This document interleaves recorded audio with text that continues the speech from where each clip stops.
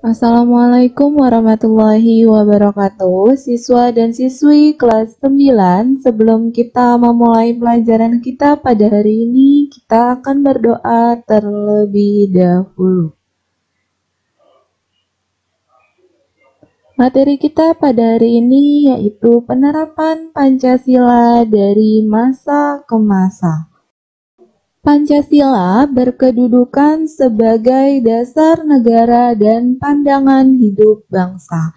Dinamika perkembangan Pancasila dari masa ke masa dibagi menjadi 4. Yang pertama pada awal kemerdekaan, yang kedua pada masa Orde Lama, yang ketiga pada masa Orde Baru, dan yang keempat pada masa reformasi.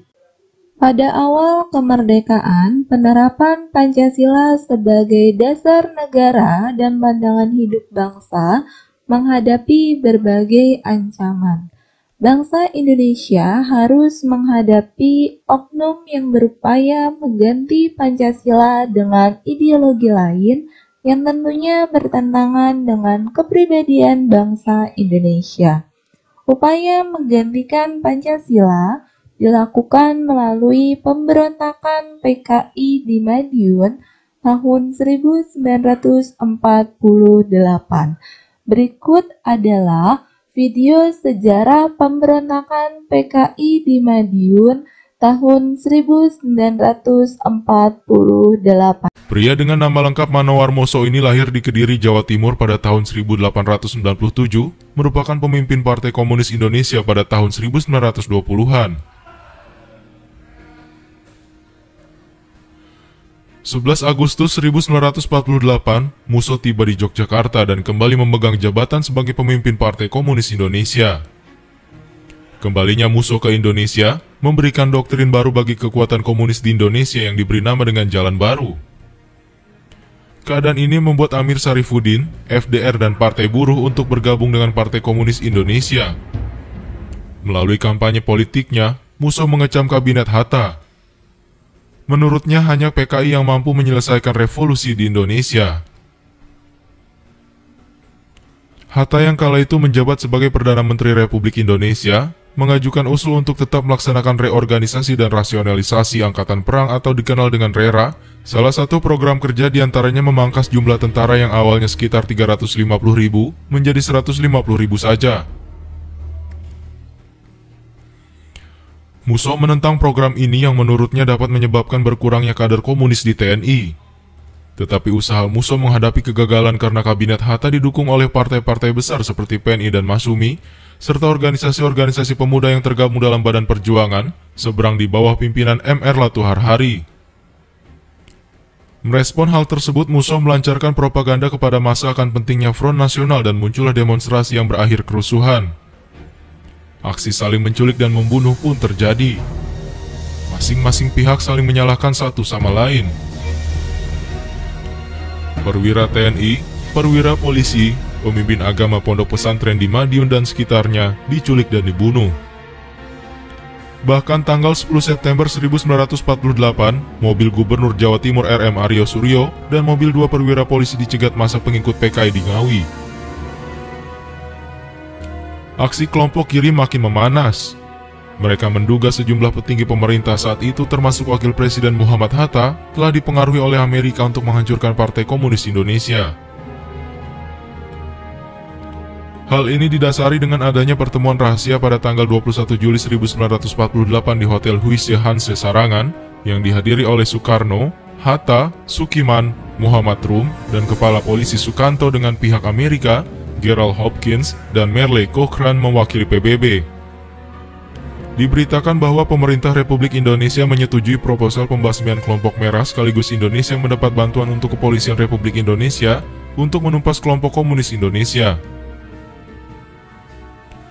Pada 18 September 1948, Musso didukung oleh Amir Syarifuddin dan tokoh-tokoh PKI memproklamirkan negara Soviet Republik Indonesia di Madiun dan diiringi dengan pengibaran bendera merah. Inilah cikal bakal pemberontakan Madiun. Dimulai pada pukul 3 subuh, kesatuan PKI mulai menduduki tempat-tempat penting di Madiun. Tindakan-tindakan yang dilakukan kaum Palu Arit ini terlalu anarkis. seperti penangkapan pejabat pemerintah, perwira TNI, pemimpin partai, alim ulama yang mereka anggap musuh untuk dibunuh secara besar-besaran, bahkan diantaranya dimasukkan ke sumur dan dijadikan kuburan massal. Pada 19 September 1948, Presiden Soekarno yang disiarkan melalui Radio Republik Indonesia menyerukan kepada rakyat untuk memilih salah satu dari dua kubu, Soekarno-Hatta atau pemberontak yang diwakili oleh Musso dan Amir Syarifuddin, maka pecahlah konflik bersenjata yang pada zaman Orde Baru kemudian dinyatakan sebagai pemberontakan Madiun. Pemberontakan PKI di Madiun mendorong pemerintah Republik Indonesia untuk melakukan tindakan tegas. Maka dilakukan penangkapan terhadap orang-orang yang membahayakan negara, dan Musso yang melarikan diri ke Ponorogo tertembak mati pada tanggal 31 Oktober 1948. Pada masa Orde Lama terjadi penyimpangan penafsiran terhadap Pancasila dalam konstitusi. Nilai demokrasi dalam Pancasila dimaknai bukan berada pada kekuasaan rakyat, tetapi pada kekuasaan pribadi presiden saat itu. Akibat penafsiran tersebut terjadi banyak penyimpangan, misalnya pengangkatan presiden seumur hidup. Selain itu, ideologi Pancasila digantikan dengan ideologi penggabungan antara nasionalis, agama, dan komunis, atau disingkat Nasakom.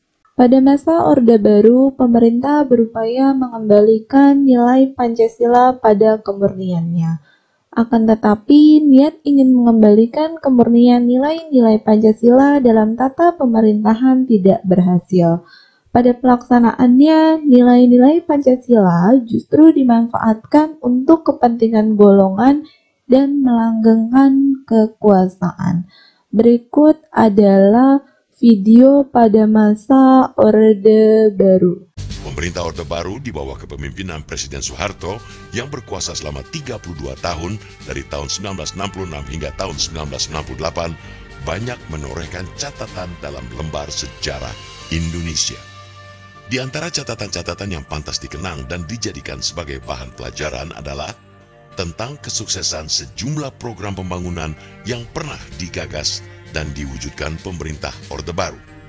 Pesan ini bisa dilacak dari 12 tahun pertama masa pemerintahan Orde Baru yang tercatat berhasil meningkatkan pembangunan ekonomi secara cukup baik. Kala itu, pada masa reformasi, pemerintah dihadapkan pada beberapa persoalan, yaitu munculnya gerakan-gerakan yang merongrong kemurnian nilai Pancasila. Gerakan tersebut dibagi menjadi 3. Yang pertama ada separatisme, radikalisme, dan terorisme. Nah, apa sih separatisme? Separatisme adalah suatu gerakan untuk mendapatkan kedaulatan dan memisahkan diri dari wilayah suatu negara. Kalau radikalisme, suatu ideologi dan paham yang ingin melakukan perubahan pada sistem sosial dan politik dengan menggunakan cara kekerasan atau cara ekstrim. Sedangkan terorisme adalah perbuatan yang menggunakan kekerasan atau ancaman kekerasan yang menimbulkan suasana teror. Untuk tugasnya, silakan kalian buka LKS halaman 15. Di situ ada soal bagian 2, 1-10, silahkan kalian kerjakan, boleh kalian kerjakan di LKS, boleh juga di buku tulis. Jika kalian kerjakan di buku tulis, silahkan tulis jawabannya saja. Jangan lupa tulis nama, kelas, dan tanggal. Setelah selesai, silakan kalian kirimkan hasil pekerjaan kalian kepada saya melalui WA. Demikian materi yang dapat saya sampaikan, kurang lebihnya mohon maaf. Wassalamualaikum warahmatullahi wabarakatuh.